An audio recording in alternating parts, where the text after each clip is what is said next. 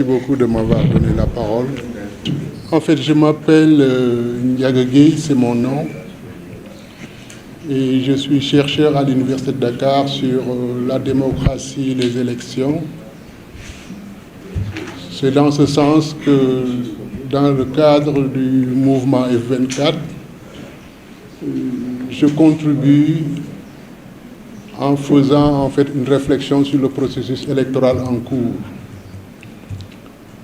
Ce qu'il faut d'abord retenir en perspective de l'élection présidentielle de 2024, si jamais elle a lieu, c'est d'abord de comprendre que le régime en place n'a jamais organisé une élection démocratique depuis 2012. C'est quoi une élection démocratique? C'est une élection à laquelle la majorité des citoyens qui ont le droit de vote puissent y participer. Je vais vous donner quelques indicateurs. La dernière élection législative de 2022, 3 750 000 électeurs n'ont pas voté sur un fichier électoral de 7 millions.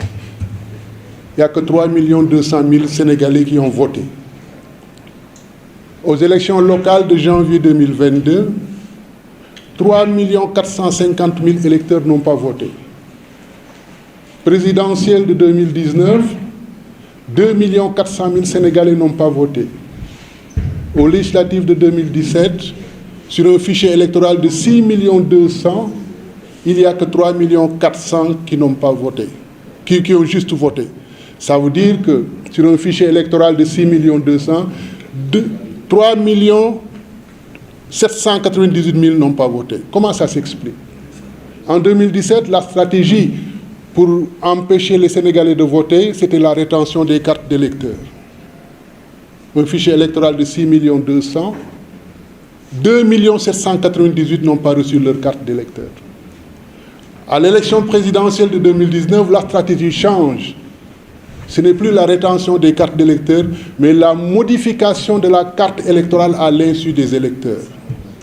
La conséquence, la création de bureaux de vote fictifs, la création de bureaux de vote non localisables dont on ne sait où est-ce qu'ils sont, la création d'abris provisoires au nombre de 2 100 000 et au résultat, 2 400 000 Sénégalais n'ont pas voté et le président Macky Sall a gagné au premier tour à 58,26%. La même stratégie électorale est en train d'être déroulée à perspective de l'élection présidentielle de 2024. Aujourd'hui, il y a combien d'électeurs pour l'élection présidentielle? Personne ne sait. Aucune communication. Combien de bureaux de vote il y a? Aucune communication. Et ce n'est que le 25 janvier dernier qu'ils ont publié en fait la carte électorale. Et nous avons eu à analyser cette carte électorale depuis lors. Et nous pouvons dire que les résultats que nous avons pu trouver, c'est que nous avons un fichier électoral de 7 371 382 électeurs. Par rapport aux élections législatives de 2022, juillet 2020, il y a une augmentation de 334 916 électeurs. Ça veut dire quoi? Près de 2 millions de Sénégalais ont été privés de vote par une révision des listes électorales de très courte durée. La population électorale du Sénégal en 2023, c'est-à-dire la population en âge de voter, est de 9 400 000 Sénégalais. Or, nous avons un fichier électoral de 7 millions. Ça veut dire qu'au moment où ils décidaient de la période de révision exceptionnelle des listes électorales, il y avait environ 2 400 000 Sénégalais qui devaient s'inscrire. On leur a donné un mois. Et quand vous regardez bien, ce n'est même pas un mois, parce que l'arrêt préfectoral disait qu'ils travaillaient 6 jours sur 7, 10 heures par jour. En conséquence, ça faisait 230 heures. Ça faisait 9 jours qu'on a donné à 2 400 000 personnes pour s'inscrire sur les listes électorales. Le résultat, il n'y a que 334 000 qui sont inscrits. 2 millions de Sénégalais exclus du vote. Toujours dans l'analyse de cette carte électorale, nous avons trouvé qu'il y avait 15 633 bureaux de vote et 6 692 lieux de vote. Ça veut dire qu'il y a eu un nombre excessif de bureaux de vote au nombre de 3 910 000. Quel est l'objectif? C'est d'empêcher l'observation électorale des bureaux de vote par les candidats. Parce que plus il y a de bureaux de vote, il table sur le fait que les candidats n'ont pas les ressources humaines, n'ont pas les moyens financiers pour être présents dans tous les bureaux de vote. Et quand l'opposition n'est pas présente dans tous les bureaux de vote, qu'est-ce qui peut arriver? Création de procès-verbaux fictifs de résultats. Toujours dans l'analyse de cette carte électorale, nous avons trouvé qu'il y a 314 bureaux de vote de moins de 100 électeurs. Il crée partout des bureaux de vote de 5 électeurs, 10 électeurs, 20 électeurs. Et quand l'opposition n'est pas présente, c'est la porte ouverte pour fabriquer des procès-verbaux de bureaux de vote fictifs. Au total, 2 700 000 bureaux de vote de moins de 300 électeurs ont été créés. Alors que le code électoral dit qu'un bureau de vote doit avoir 600 électeurs. Et le dernier bureau de vote d'un lieu de vote doit être de 650 électeurs. Mais eux, ils ont créé 2736 bureaux de vote de moins de 300 électeurs. Mais ce qui est encore plus problématique, c'est qu'en fait, dans cette carte électorale, qu'ils ont commencé à créer depuis l'élection présidentielle de 2019, il y a des bureaux de vote délocalisés qui sont transformés en bureaux de vote fictifs, des bureaux de vote non localisables et des abris provisoires.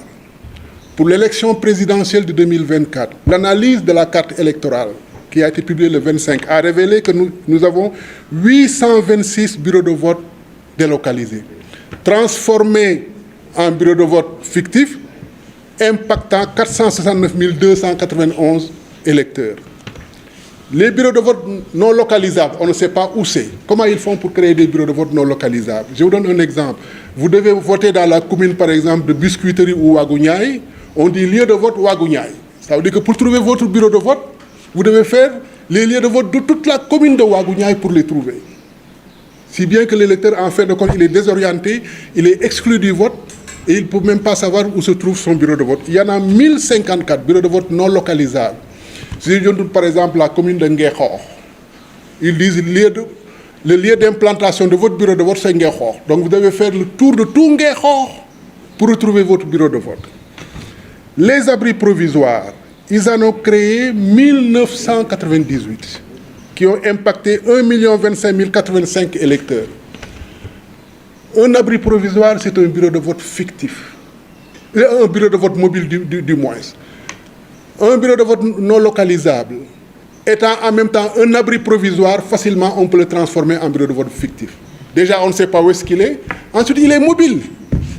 C'est un abri provisoire, on peut l'installer partout. Donc, ils en ont créé 1098. Donc, au total, entre abri provisoire, bureau de vote non localisable, bureau de vote délocalisé, il y a 2 023 519 électeurs qui sont impactés. Et les départements qui ont le plus de bureaux de vote fictifs délocalisés, c'est Dakar, Pikine, Guédiawaye, Keur Massar.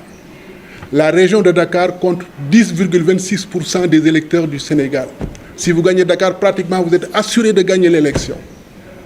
Il y a 189 bureaux de vote fictifs à Dakar.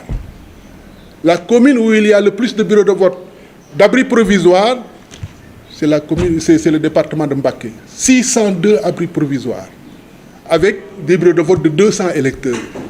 Je vous donne Touba Mosquée, la commune de Touba Mosquée, le bureau de vote de Touba Darou Khoudoss, Université Touba Darou Khoudoss. Ils ont créé 95 bureaux de vote d'environ 250 électeurs. Alors que si on avait fait ce que la carte électorale avait dit, 600 électeurs par bureau de vote, ils auraient créé au maximum 49 bureaux de vote. La logistique entre 95 et 49, il n'y a pas de différence. Donc ils le font exprès pour désorienter les électeurs.